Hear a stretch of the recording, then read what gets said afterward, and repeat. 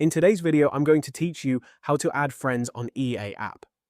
If you want to play games with friends, join multiplayer sessions, or stay connected with other players, adding friends on the EA app is quick and easy. Once you've added someone to your friends list, you'll be able to see when they're online, chat in supported games, and invite them to play together.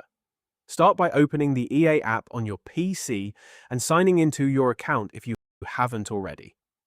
Once you're on the home screen, look toward the top right corner of the window and click your profile picture or avatar to open the social panel. In the social panel, look for the option to find friends or add friend.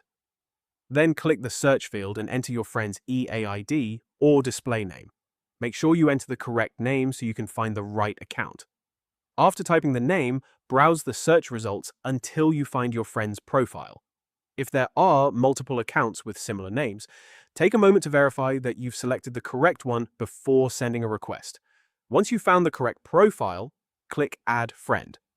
Your friend will receive a friend request through the EA app.